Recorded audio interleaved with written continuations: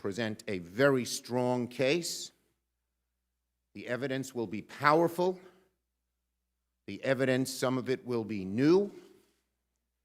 And I urge all my colleagues to pay careful attention to the evidence. I particularly urge my Republican colleagues, despite the pressure on them, to pay very real attention to the evidence here, because it's very, very serious. Every senator, Democrat and Republican, has to approach this trial with the gravity it deserves. And that is really important for the future of this country.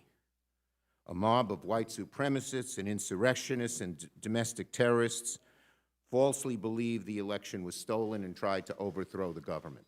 And as I said, the trial is about whether the president, the man chiefly responsible for feeding the mob with the lies that motivated their behavior, who told them to come to D.C., directed them at the Capitol, is guilty of inciting the violence. Now, to why we're here. You know, it was said a few weeks ago in all the punditry and everywhere else that the impeachment trial would throw a wrench into President Biden's early agenda. We are here today to say we are not letting that happen. We can do both at once. The defining challenge of our moment, we had to do three things when we gained the majority. One, fill the president's cabinet. We are doing that. Last night, 2 nominees were approved. Late at night, the Deputy Secretary of Defense was approved by voice vote. Second, run a fair impeachment trial. And unlike the previous impeachment, Leader McConnell and I are introducing the resolution together. No one can claim it's not fair. But third, and just as important, is deal with this awful COVID crisis. To the pundits who said we can't do both at once, we say, you are wrong. We can and we are. The bottom line is simple. The Senate is moving full steam ahead on a bold plan to get this country out of the crisis, to speed vaccination distribution, provide a lifeline to small businesses, help schools reopen safely, save the job of teachers, firefighters, and other public employees, and so much more. Our country has so suffered. Every one of us knows people that make our hearts ache with what they're going through. I just saw a video of grandchildren saying goodbye to their grandparents. They couldn't see them, hug them, touch them. We have to do everything we can to end this crisis. And even though the impeachment trial is an important and august responsibility, we are doing both, and that's what my colleagues here are doing. We are working with our House members. We are working with our committee members. We are working, when we can, with our Republican colleagues to produce a big, bold piece of legislation that will help us deal with and get out of this awful, awful crisis. We look forward to working with Republican colleagues to make this COVID package a reality. And you saw there were a number of bipartisan amendments. The first amendment that passed, the very important one to help restaurants, was authored by Senators Sinema and Wicker, one a Democrat, one a Republican. But make no mistake, Senate Democrats will not dither, dilute, or delay because the COVID responsibility is so real. And now here is the order of speaking. I think it's seniority, I guess. Murray, Stabenow, Wyden, Carper, Cantwell, Menendez, Cardin, Sanders, Brown, Schatz. First, Patty Murray. And Tester, who is a happy, surprise guest arrival because he didn't think he could make it earlier today. Thank you, Leader Schumer. Since January 6th, there has been no question in my mind.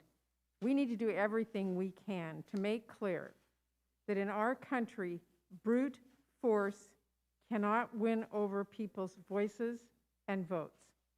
That's a critical part of our work, but this time in our country's history demands action on many fronts.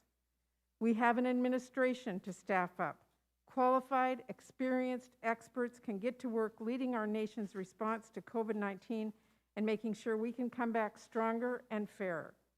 Last week, my committee held 2 strong hearings to discuss the nominations of Dr. Miguel Cardona to be Secretary of Education and Mayor Marty Walsh to be Secretary of Labor. We will vote in committee on their nominations this week, and I hope bring these nominations to the Senate floor very soon so they can get to work. We'll continue working quickly to schedule more nomination hearings, including in the health space. The COVID-19 pandemic continues to cost lives, cause horrific illness, and leave families struggling to make ends meet. And now we are in a race against new, more contagious strains of the virus. For too long, our country's COVID-19 response went without serious attention to critical needs like vaccine distribution and administration, or needed investments in safely reopening our schools for in-person learning, and in helping make sure our already fragile child care system does not collapse when essential workers need it the most, as well as many of our other priorities that others are here today to talk about. And because the American people spoke clearly this election for a COVID-19 response that matches the depth of this crisis we're in, work is underway to get exactly that kind of strong response signed into law. So we are getting it done. And look, I've been asked how we're going to do all of this at once. I think about how many people in this current country are being asked to do it all at once under impossible circumstances right now. Moms, dads, students, educators, frontline workers, you name it. They don't have the option to pick just one problem to solve. They've got to get it all done, and so do we. So Senate Democrats know that, and we will get it done, and we're proud to be doing this job. With that, I will turn it over to Senator Stabenow. Thank you very much, Senator Murray, and it's wonderful to be here with my colleagues who are working so hard to move this package forward along with the agenda for the American people. And as been said, this week we're holding a trial, a incredibly important trial. We're confirming President Biden's nominees and taking bold action to ensure that we save lives, help Americans survive the pandemic, and get our kids safely back to school. American families and communities are suffering through an economic crisis, a health crisis, and a hunger crisis. In the agriculture and nutrition portion of the American Rescue Plan, we're working with colleagues on 4 important things to help families and communities survive. Ensure that families in America have enough to eat.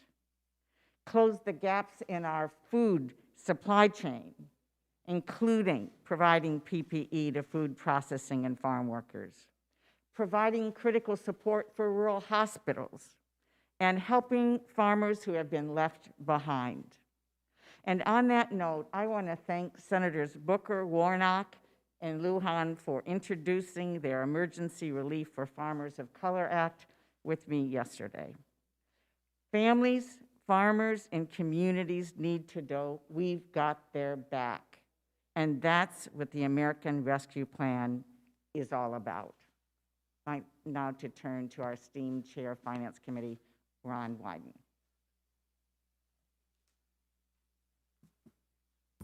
Thank you, Senator Stabenow, and to Majority Leader Schumer for giving us this opportunity to give you an important update right now on where things are. This is a supremely important moment for our economy and for millions of vulnerable families. Without our economic package, it would be 5 years before unemployment is back in the ballpark of where it was a year ago. That's 5 more years of unnecessary financial pain for millions of Americans. And we, as chairs in the Senate, are committed to making sure that does not happen. We are making visible and steady progress on our legislation to rescue the American economy ahead of the March 14th cliff for jobless workers. We know that the American people are with us on this package, and we know it because we have been listening to them. They support enhanced jobless benefits. They support relief payments. They support resources to keep firefighters on the job. And let me tell you something. The only place in America where there is division on these priorities seems to be in the United States Senate. We believe when Americans are hurting, when their neighbors are hurting, you've got to get a critical, an important package designed to help people get on their feet. Senate life has always been about dealing with more than one issue at a time. It has been ever thus. And we're doing it again. We're going to deliver on the economy. And as the majority leader said, we understand with respect to what we're dealing with now, that unity requires accountability. Now, our leader on the environment, Tom Carper.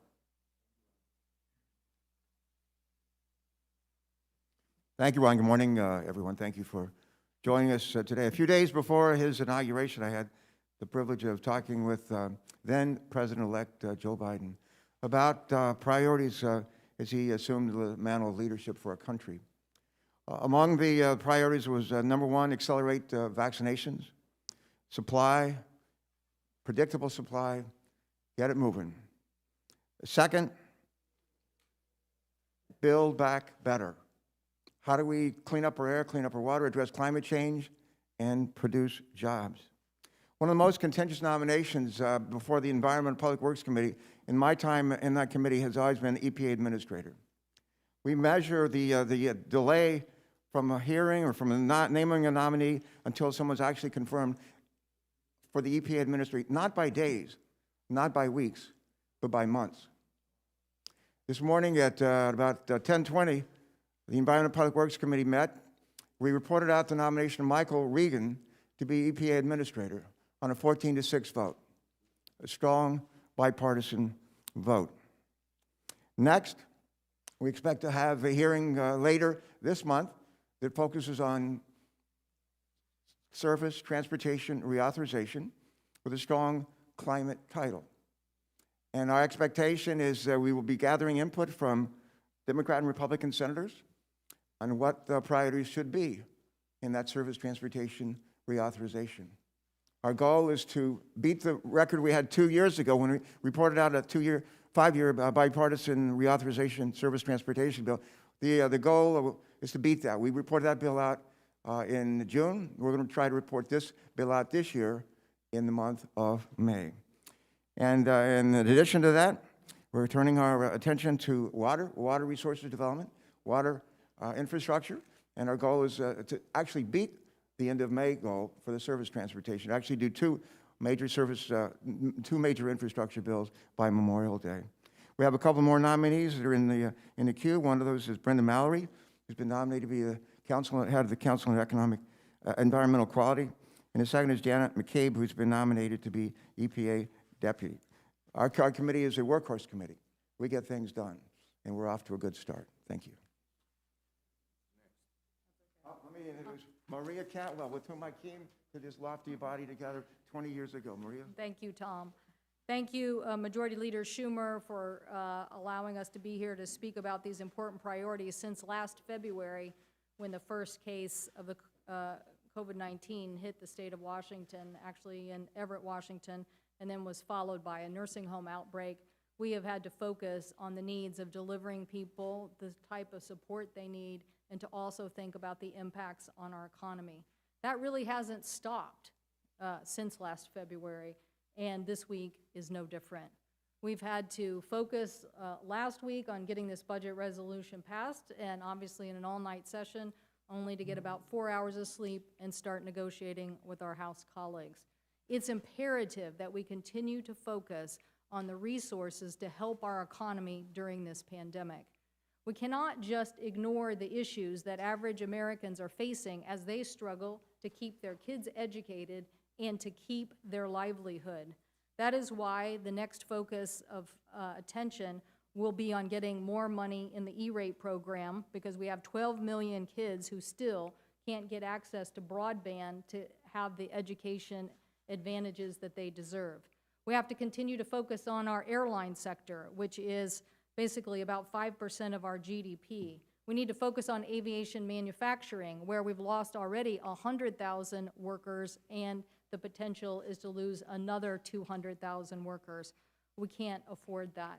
And we have to remain focused on Amtrak and Amtrak services, because there are communities already that are suffering economically because they no longer have service. Literally, we have to keep America moving. So the Commerce Committee is going to continue to negotiate on these issues with all of our colleagues to move our economy forward. We're going to continue to invest time and energy in the next package. As my colleague from EPW mentioned, there is so much to do on the next proposal as it relates to infrastructure and investments. But this, this last year has been nonstop.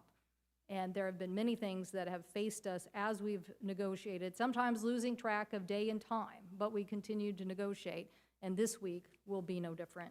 And now I'd like to turn it over to my colleague, Senator Menendez.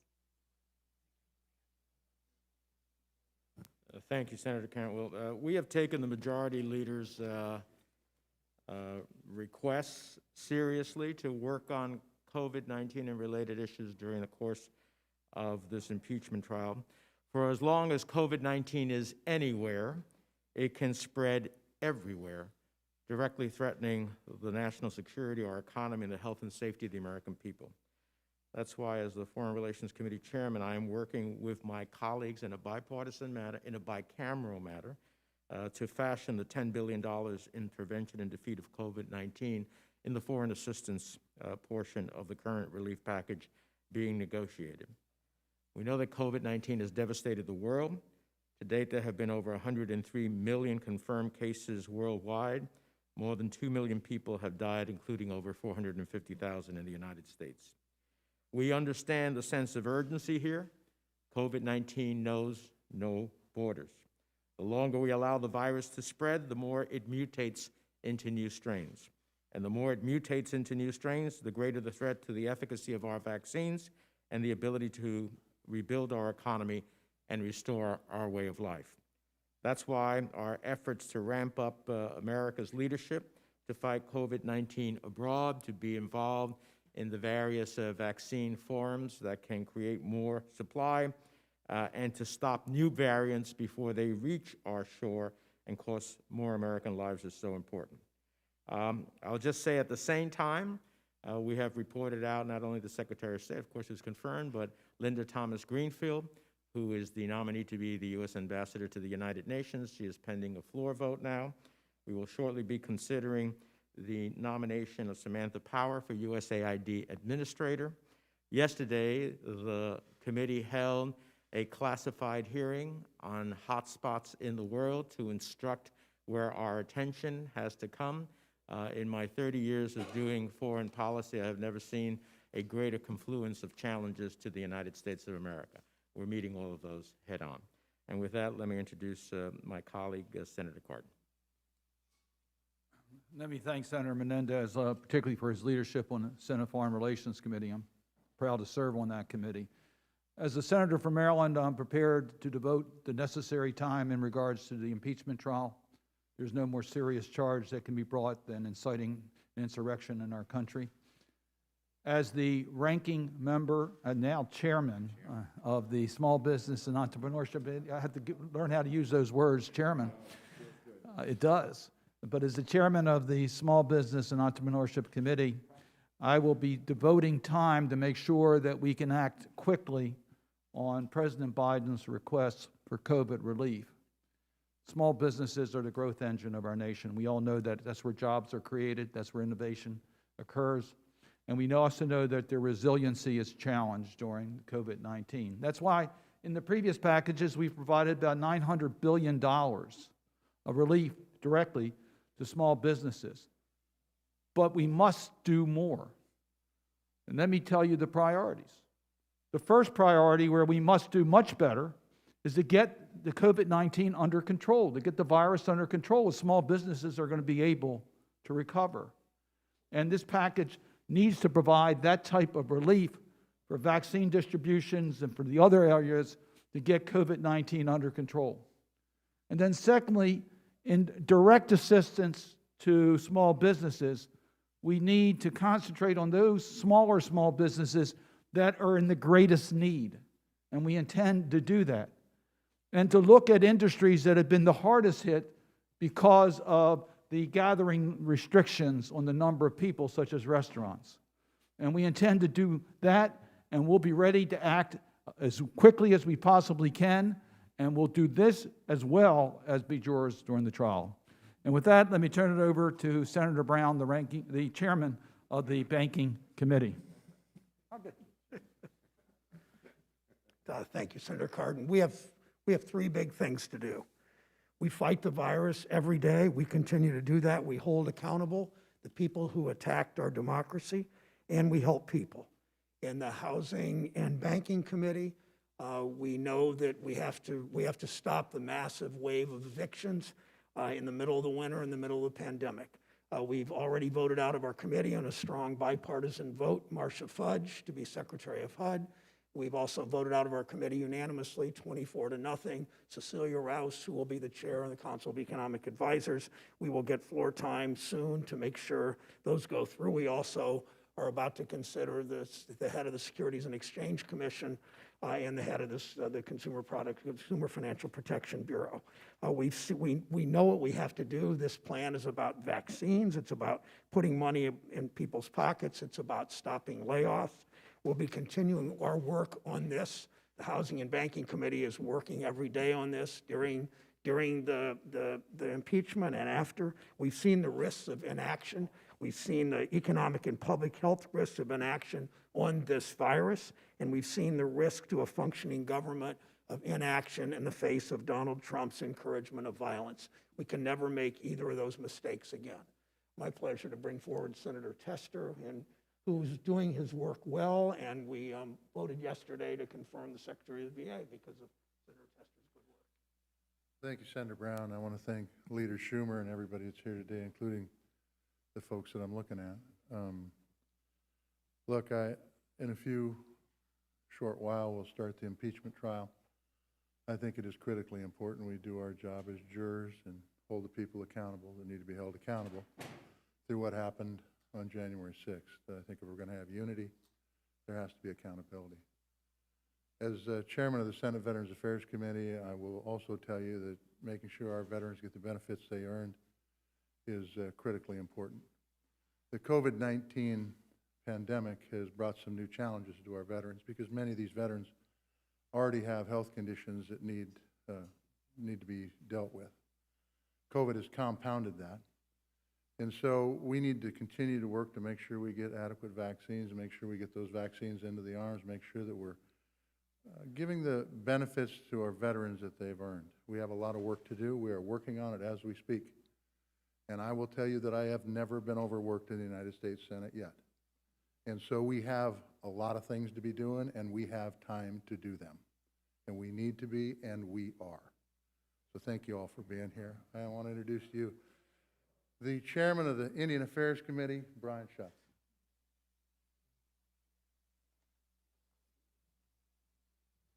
We are 1 year into this pandemic, and for Native Americans, the risk of COVID is higher. It's about 3.5 times higher in terms of the COVID rates, and the morbidity is almost twice as bad.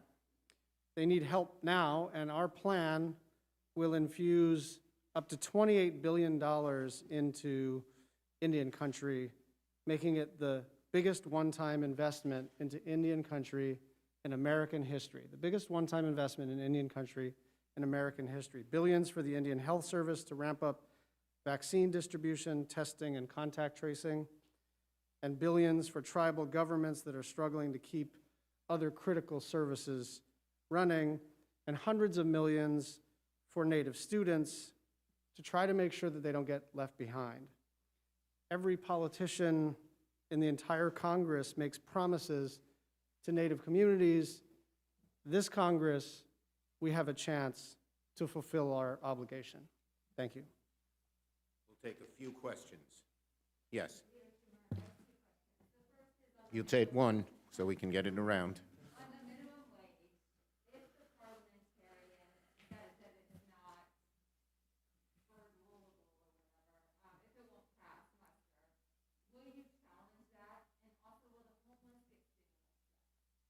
Okay, on your first question, we're trying to work as well as we can with the parliamentarian to get minimum wage to happen. That's all I'm going to say. Yes?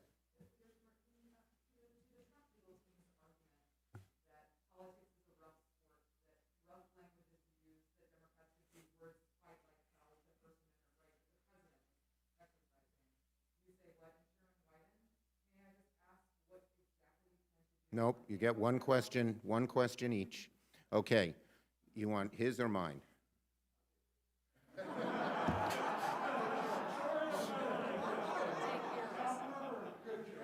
Look,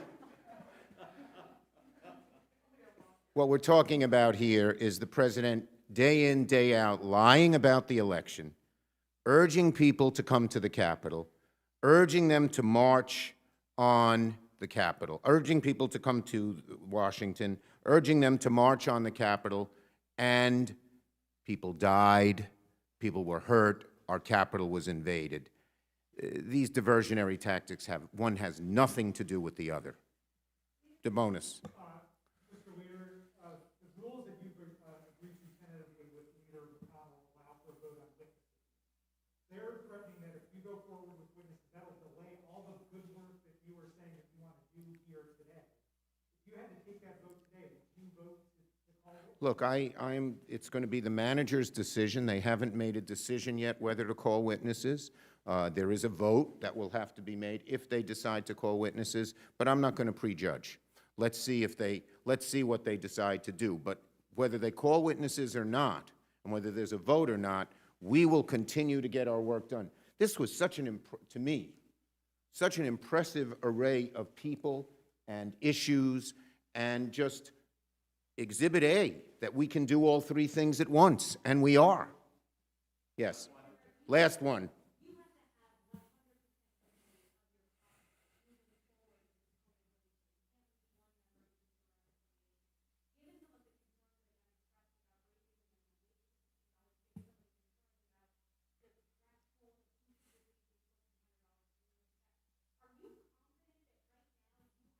Look at what happened last week. Democrats had great unity. Thank you, everybody.